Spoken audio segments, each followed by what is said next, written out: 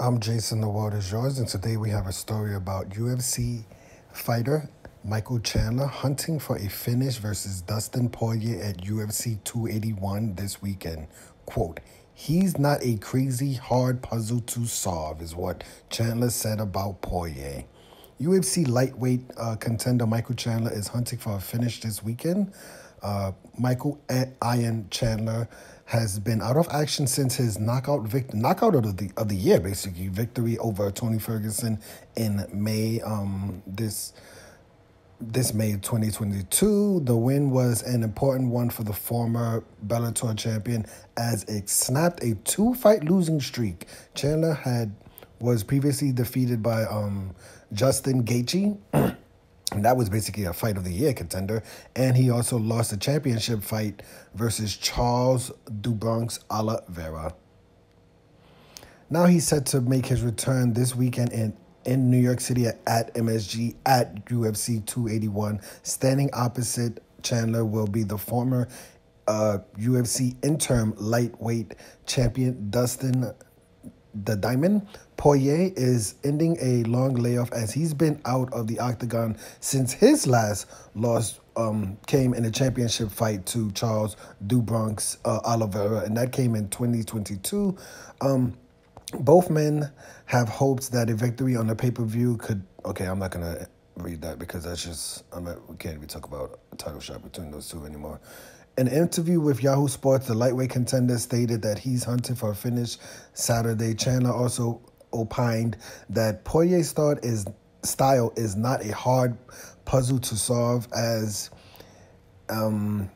it's based mostly on fundamentals. That's not an easy puzzle to solve, I would say.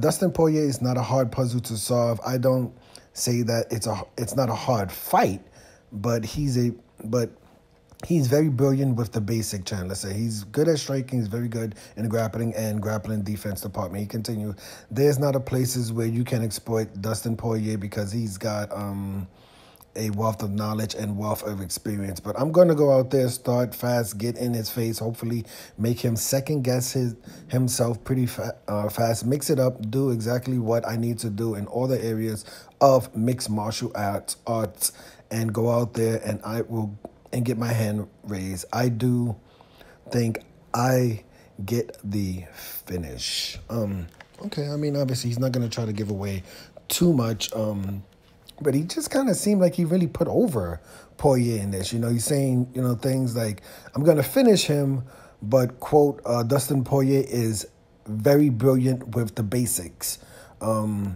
Dustin Poirier has a wealth of knowledge and wealth of experience, right? So he's not really putting out why he thinks he's going to finish Poirier. Obviously, he's not going to say his game plan, but, he kind of put him over, and he says he's not a hard puzzle to solve. He didn't really give any examples of Poirier being finished, of why he would do that. But, Chandler has been finished a few times in his career. Also, he got finished by do Bronx. Do Bronx actually defeated both of them. He defeated Chandler. Do Bronx defeated Michael Chandler by a TKO in the second round. I think he finished Poirier by submission. I believe that was like a submission, maybe like in the third round. So that's why I don't really want to talk about championship fights with either of these two fighters. I've really not been too crazy about Michael Chandler in title shots. I believe he got a title shot after defeating, who did he defeat? Dan Hooker, right? I think he only has 2 wins in his UFC career, right? One over Dan Hooker, who I believe is a featherweight or retired, and the other one is over Tony Ferguson, who I don't think Tony Ferguson has won a fight in a very long time. So I'm not too crazy about the Michael Chandler talking about a title shot after this fight. I'm definitely not too crazy about Dustin Poirier talking about a title shot after this fight. These two fighters, there's a lot of lightweight contenders. I would prefer these two guys to start fighting some of these guys outside of the top 5, outside of the top 10. As you mentioned, Poirier, his last fight was for the title. Like, he literally lost to Charles Oliveira. So I personally do not believe a victory over Michael Chandler should have him talking about a title shot after, this fight. And Michael Chandler, as I said, a good victory over Dan Hooker, but he lost to Charles the Bronx Oliveira, and then he lost to Justin Gaethje. And now he has one victory over Tony Ferguson, who I believe is a welterweight now. So I personally am not looking forward to Michael Chandler calling for a title shot if he defeats Poirier. It's a nice victory for either one of these two guys in the top 5 in their division, but they have to do a lot more victories, like what Robert Whittaker is doing. You got to be a gatekeeper. You got to shut down the upcoming top 10, top 15 guys in the lightweight division. They got to defeat, I would say, at least 2 or 3 of those guys in the top 10 before these two should even mention another title shot. I'm definitely not too crazy about either of these fighters talking about a title shot after this fight at UFC 281. But let me know your opinion of this fight. Who do you think is the easier puzzle to solve? In my opinion, I think Michael Chandler is an easier puzzle to solve than Dustin Poirier. I have Dustin Poirier winning this fight by second round submission or something like that.